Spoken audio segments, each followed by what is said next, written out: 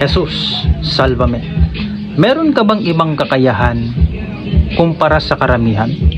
O meron ka bang spiritual gift na hindi mo nalalaman? Para sa iyo ang video na ito. Bibigyan kita ng 8 senyales na ikaw ay mayroong spiritual gift na nagmula sa Diyos. Okay? Kung gusto nyo po ng mga gantong videos, mangyaring mag-react, mag-comment, i-share, at i-follow ang video na ito para updated kayo sa mga susunod pang mga videos. Narito ang 8 senyales na ikaw ay mayroong spiritual gift na nagmula sa Diyos. Una, introvert ka. Okay? Tahimik ang tao. Hindi mo lang napapansin, ikaw ay palaging loner. Mahilig ka laging mag-observe sa paligid mo. Madalas gusto mo laging mapag-isa. Ayaw mo ng maingay, gusto mo lagi ng katahimikan. Okay? Hindi ka mahilig makipag-socialize at hindi ka madaldal. Magiging madaldal ka lang siguro kapag yung taong kaharap mo ay interesado ka. Okay? Doon ka nagiging madaldal. Okay? Pangalawa, empat ka. Okay? Naiintindihan mo yung mga pakiramdam ng taong nasa paligid mo. Okay? Alam mo mismo kung ano yung eksaktong pakiramdam ng mga taong nasa paligid mo. Lalapit pa lang sila, alam mo na kung ano yung, kung may kailangan ba sila sa'yo, or alam mo na kung ano yung magiging pakiramdam mo sa kanila. Okay? Alam mo na kung lalayon mo sila or ano, alam mo na kung masama yung tao or mabuti.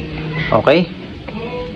Sunod, may simpatya ka or pagmamahal sa nature at maging sa mga animals. Okay? May mataas na antas na pagkahumaling sa mga punong kahoy, kalikasan at mga animals. Okay? Siguro simula nung pagkabata mo, ganyan na yung nararamdaman mo sa mga natures at maging sa mga animals. Okay? Pang-apat, noong bata ka, nagkaroon ka ng emotional na hindi magandang karanasan. Madalas kang magkaroon ng spiritual na sakit or lagi kang nauusok. Okay? Pang-5, meron ka mga lucid dreams. Okay? Nananaginip ka tungkol sa mga anghel, tungkol sa mga supernatural. Okay? Pag mayroon ka mga nasasaksihan sa panaginip mo, posibleng mangyari ito kinabukasan. Okay? Pang-6, hindi matapos-tapos na problema. Okay?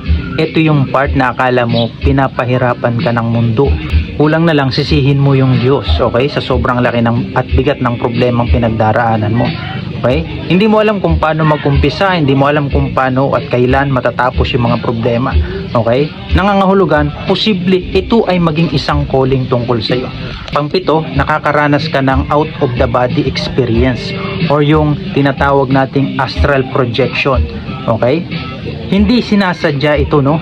Ito yung natutulog ka tapos makikita mo yung sarili mo na kung ano yung itsura mo nung mahiga ka or maupo ka, ganun mismo yung makikita mo pag nag-astral projection ka. Okay? Yun po yung tinatawag nating out of the body experience, no? Okay? Pang-8, normal na nakakapagpagaling ka ng taong may spiritual na sakit. Okay? Hindi ka man gumamit ng orasyon, wala ka man kagamitan patungkol sa spiritual. Okay, kadalasan yung mga kapatid mo, yung kamag-anakan mo, by means of healing or praying, okay, napapagaling mo sila. Okay, yun ang literal na meron kang spiritual na kakayahan na hindi mo nalalaman. Okay, dapat 8 po yung nabanggit ko na yun, dapat lahat yun naranasan mo. Ibig sabihin, meron ka talagang spiritual gift na nagmula sa Diyos. Yun lamang po mga kapanalig at isang mapagpalang araw sa inyong lahat. Jesus, salvame.